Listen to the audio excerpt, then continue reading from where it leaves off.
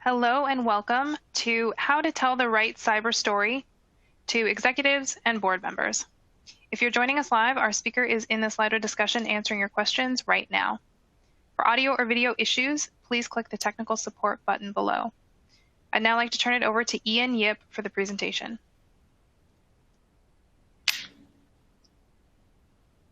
Thank you. So welcome everybody. My name is Ian Yip and I'm the CEO of Avertro. And I'm going to talk about a couple of key things that have as a lot of conversations I've had over the years. Before I go on, some context. So I've had probably over 100 conversations on this topic, particularly over the last year in trying to learn about this topic and help organizations do it. So the insights that I've gained that built this educational deck come from the discussions and some of the work I've done. I've not used specific real data points to protect the anonymity of the people I've spoken with, which I'm sure they'll appreciate, but the concepts and the key messages are still driven by real information. Now, this specific topic, as you all should be aware, has suddenly become a lot more relevant over the last 2 to 3 years. If you remember the NotPetya incident, Maersk, I guess, had to deal with two years ago. It cost them $300 million. So things like that and the things you hear in the news every single day are making boards and executives that are not traditionally understanding of security to really take notice and start to ask cybersecurity teams what in the world is going on. If you listen to Gartner, they've said by this year, every single enterprise will be asking their security teams about cybersecurity and technology risk at least annually. In most cases, actually more. Now, unfortunately, organizations continue to struggle with aligning these tracks. There's a communication disconnect between the cyber team, which, to use a nice analogy someone once said to me, sometimes sound like a speaking dolphin, and the executive layer, which speaks human. And that is something that we need to address as an industry if we want to be relevant moving forward. Now, the first thing most people do when they try and understand how they can tell a better cyber story to executives and board members is probably go to Google. Now, if you do go to Google and then try and find examples of how you might want to articulate the specific messages you have to tell, it's really hard to find anything. I've tried it and you can go ahead and try it yourself. There aren't really a lot of good examples. The second issue is we're used to in the security industry as practitioners speaking about speeds and feeds, technical metrics, much like the ones you see on here. We talk about intrusion attempts, we talk about how many alerts we got, we say we got 500 vulnerabilities last month, we talk about acronyms like MTTD, MTTR, MTTC, and a bunch of other things that I didn't have space on the slide to put into this deck. And if you think about it, unless you have done security before, it's really difficult to understand what any of these things mean. Now, before we move on about security, let's change our viewpoint. Let's look at what executives and boards are used to looking at. Now, for the most part, they are used to looking at things called balanced scorecards. And if you've never seen a balanced scorecard, this is a very basic framework that people follow. You can, people move things around, they have their own versions of it, but effectively, balanced scorecard has a key objective and it assesses some objectives.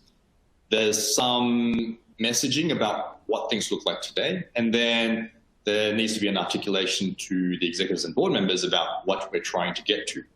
And then there's a bunch of measurements and actions that we're doing to get there. For example, if you're talking about an objective being you want to increase customer retention, then you could be saying, well, right now we're only retaining half of customers, which means our customer lifetime value is $1,000. We actually need to double the lifetime value of our customers, and to do that, we also need to make sure we retain 80% of them. Now, below that is some of the detail, which is still quite high level in very plain language, to talk about how you might want to increase customer retention. So you probably want to improve the customer experience. You probably need to increase the satisfaction, and you need to improve product quality. And how do you measure these things? Well, currently, if you take the example of the customer experience, maybe the average session time that they have on the platform is 5 minutes, and we need to get it to 15 minutes. And to improve it, we are actually doing a UX refresh that's going to cost $150K, and so on. So these are very, very targeted, specific metrics that board members can easily understand. In fact, anyone can understand. If you look at this, it's quite clear what you're trying to do. Unfortunately, it's not so easy to do this in security based on where we come from. Now, if you dig to the level below and you go, okay, if they want a balanced scorecard and they want to be told a story, what is it that you need to be telling them? What language do you need to be using? This actually comes from a study from my ex-employer, McAfee, that I was very involved with, to try and understand what executives want to hear and actually which of them actually care. So back when we did the study and when I was on McAfee, found that for the most part, people thought that CFOs and CEOs cared the least about cyber risk. And then the study asked why. And it turned out there was a misalignment in primarily organizational culture and a misalignment in the KPIs and incentives that they were measured against. So if you can't get those two things right, or if you don't understand what they're being measured against, it's really difficult to get them to care. So that's the first battle. And then if you're able to understand those things, you can better tune and target your message and further align it with the business strategy and direction that the company is trying to achieve. So those are the core three things that were found. Now, if you take the next step and go, okay, if I can sort those things out, what other metrics I need to give them? And it turns out the metrics are very much aligned to what you saw on the previous slide. They want you to tell them about the risks that we're managing, the controls we have in place, and the organizational metrics that make sense for the business. And if you have some financial info, great. They care much less about the technology KPIs and the threat response and threat detection type things that we're so used to articulating to everybody, including executives, which explains why they don't care, because they don't understand it and they care much more about these other three things that you see here. So if I were to summarize a lot of the findings from that study, some of which I didn't show the stats for, it's you need to be able to articulate threats and impacts using plain language. Things need to be brief. If you can, talk about things in financial terms and costs. And it helps if you can bring an independent view, whether it's some assistance from external or a scientific way to measure or defend what you're putting up to them that shows you weren't being subjective about it. Now you're going to ask me, okay, what do they normally ask? So these are the key questions they ask, and they're basically separated in two columns. They want to know the why and the what, and they want to know the how and the when. So you need to answer primarily, why do they care? And if they can get them to care, then you have to articulate, okay, well, what are we protecting? What are the actual risks we have? How good are we at protecting ourselves? What are the outcomes we want to achieve? Again, in plain language, not technical speak. And if we're not quite there, then where are the gaps? And if you can answer that, then you're going to need to answer, okay, well, I understand all that now. I've told that story. Now I need to tell them how I'm going to do my job to get there and when we're going to get there, which means you need to measure it. You need to be able to articulate what we're currently doing and actually say, look, is it enough or do we need to do more? And what other specific things we're going to be doing to get to the outcomes we say we're going to get to, and be able to justify that you're spending the exact amount, because you may be spending way too little, in which case you need to be able to build a business case to say, well, we need a little bit more because.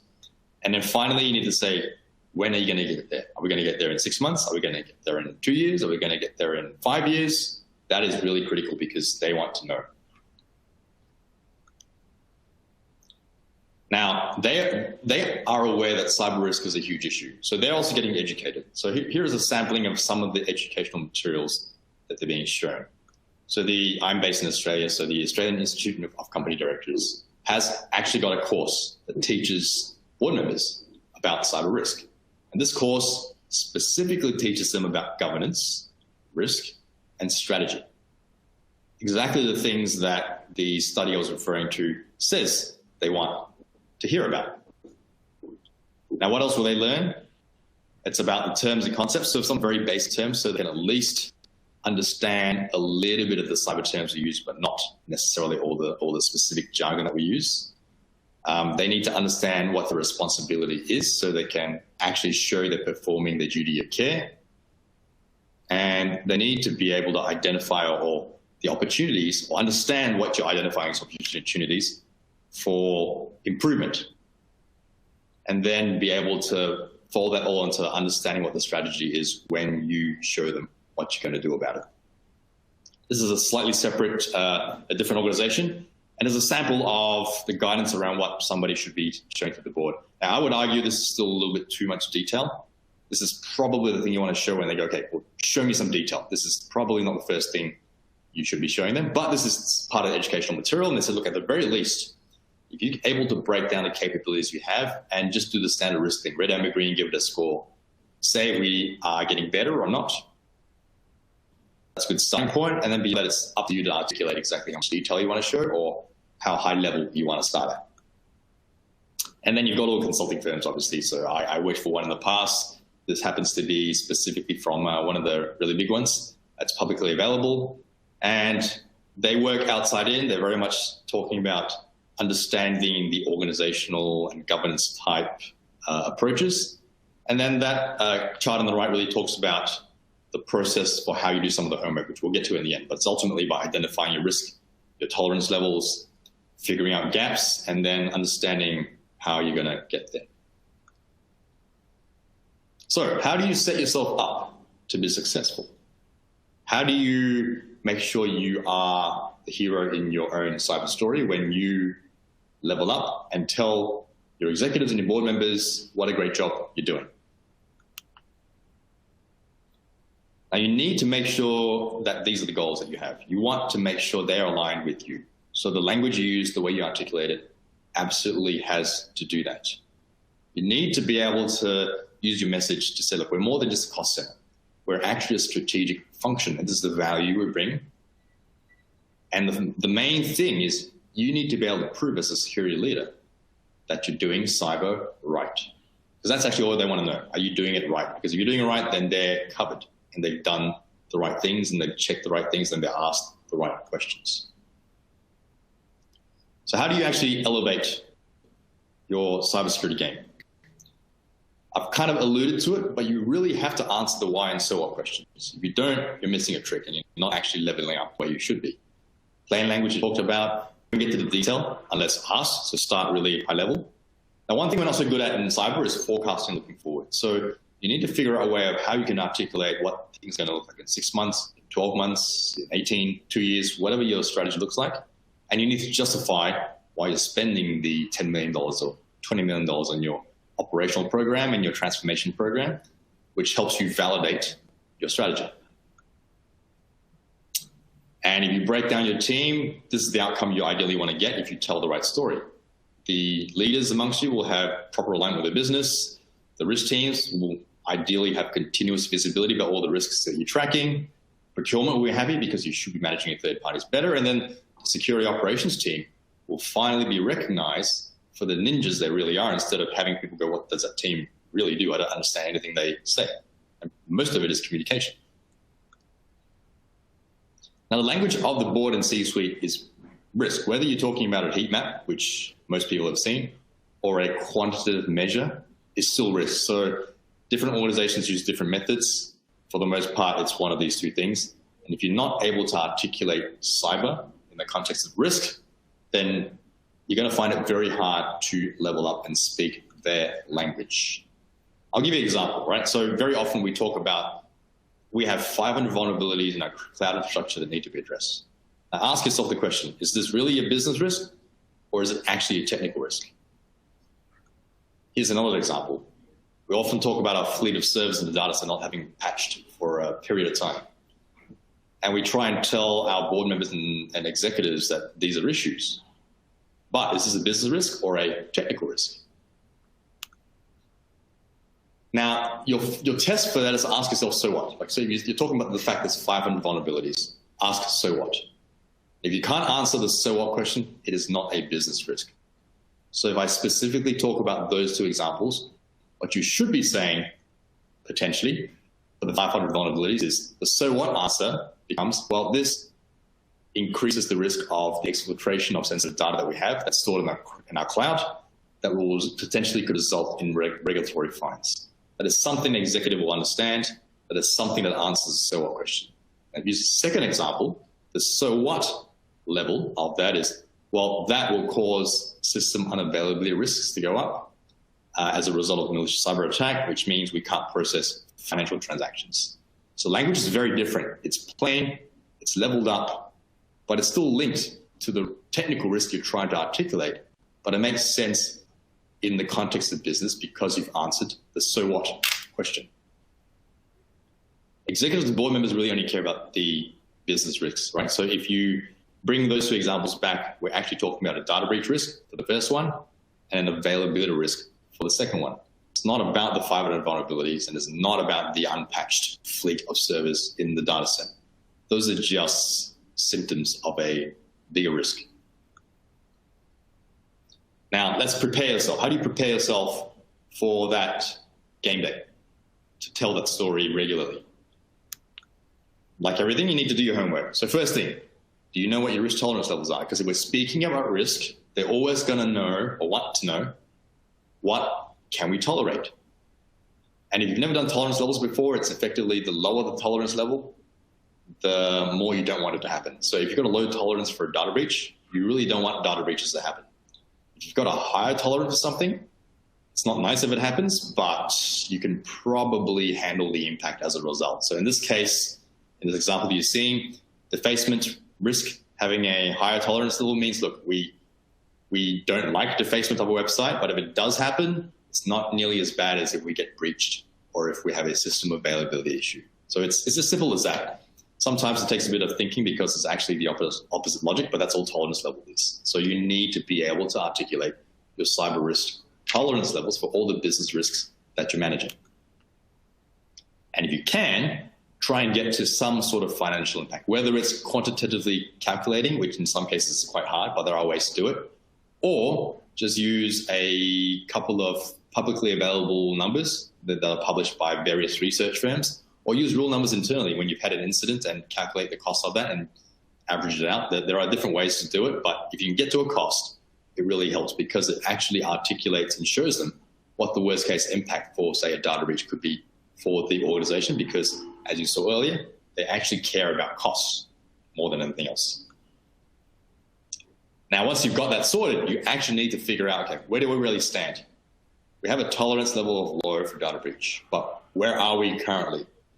And executives and CFOs, CROs typically want to know, okay, are we in the red? Are we in the orange, yellow, green? Green is good, red is bad. So whenever they see something in the red, they go, well, you need to fix it because we can't have it being red, right? It's as simple as that. So if you're able to quantitatively say a specific risk is in the red and we need to do something about it, that's them saying, okay, well, I understand. Now, what are you going to do about it? As opposed to the opposite, where you go, I need a bunch of firewalls and I need a bunch of EDR systems and so on. That doesn't answer the risk question for them.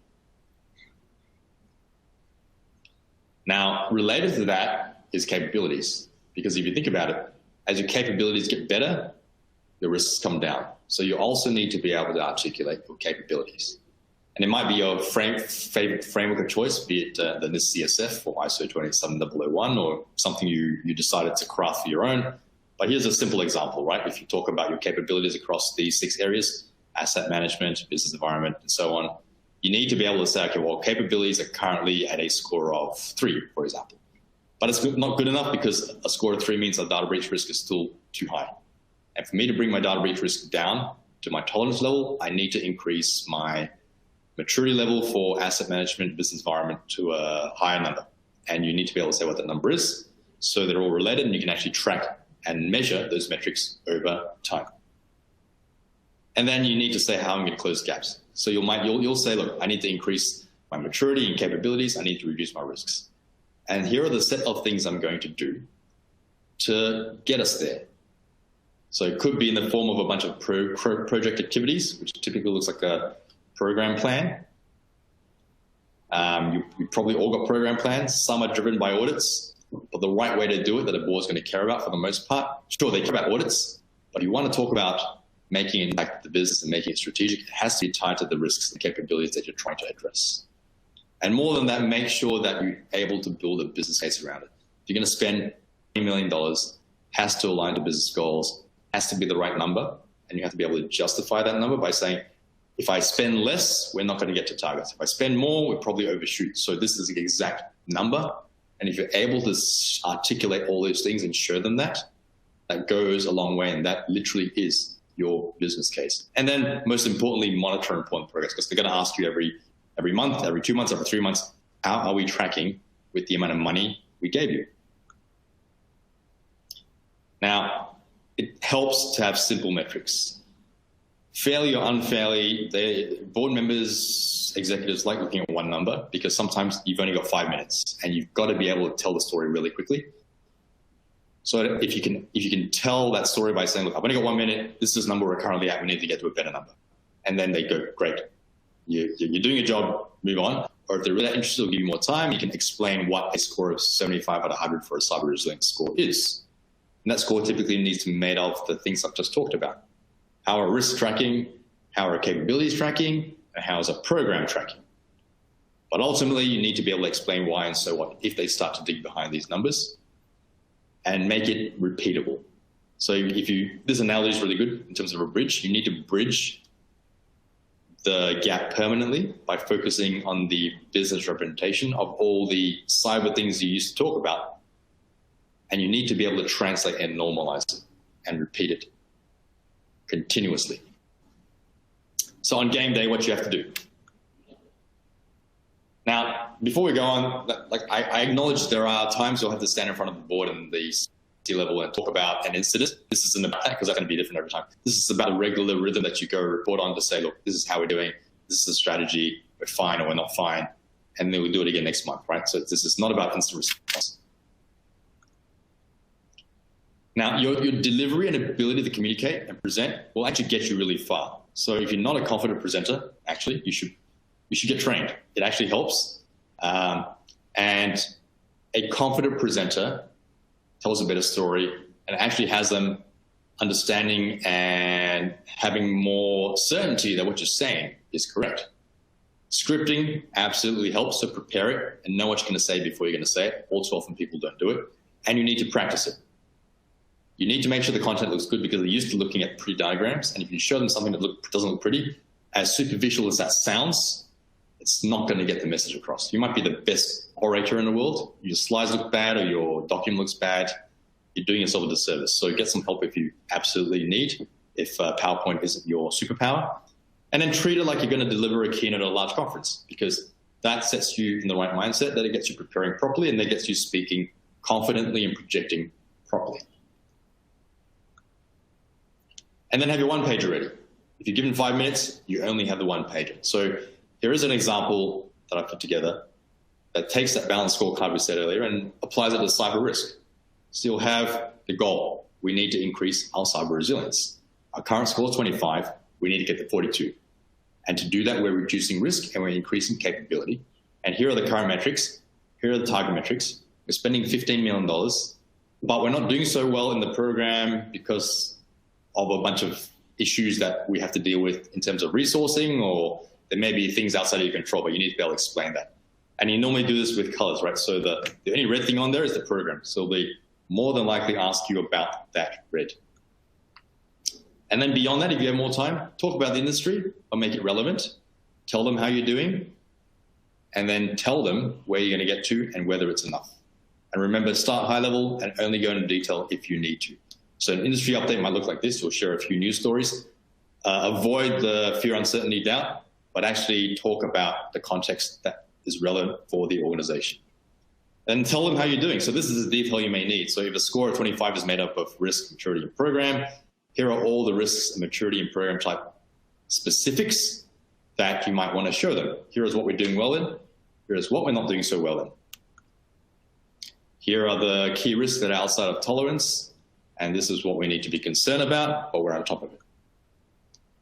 And in terms of capability, here are the key capabilities that we're doing pretty well in as they got better. And our program activities on the whole are a mixed bag. Maybe we have some red things here, which is the cause of the red dot that we had on the balance scorecard.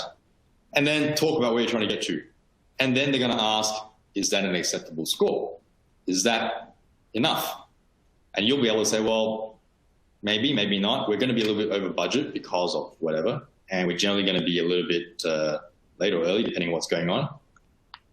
And then you show them, look, based on a score of 42, we're not going to get the risk tolerance, for example, which might suggest it's not enough. And that's your business case to potentially ask for more. Or they may say, look, that's all we want to spend, in which case your pushback needs to be, well, you need to raise your tolerance levels so that we get to target. So in summary, this is summary. We need to get the 42. We're not going to get the risk tolerance levels if we're talking about this specific example, or we'll finish ahead of time, but a little bit over budget. Do we need to adjust? And that really gives you the ability to have a business conversation, not a technical one. So if you need to build more, here are some tips around building a business case. Figure out what you need to add, clearly articulate the outcomes, meaning what numbers are we going to get to? What risks are we going to reduce, and by how much, and how much are we going to spend? And give them options. Here's option 1, here's option 2, here's option 3, different spending, different metrics. So to summarize, you need to use the risk, business impact, capabilities, and outcomes in the way you articulate your story. Technical risks don't fly, so avoid them. Answer the so what question. Manage your progress against a defensible plan. Now, investment generally can also be driven by regulatory requirements, but that's not enough. It has to be driven by a lot of these other things because that's what they're asking for. And you need to be able to defend it logically if you're going to say you're doing a bunch of things. So, a couple of action items you need to take away. Next week, figure out if you can actually articulate your risks, tolerance levels, and capabilities. If not, make a plan to do it. Once you've sorted that out within the next 3 months, define the outcomes you want to get to, the tolerance levels, your capability targets, figure out if you're actually going to get to those targets. If not, you need to adjust the strategy. And then in 6 months, you need to be able to do this in a repeatable fashion. And with that, I thank you for your time and thank you for listening.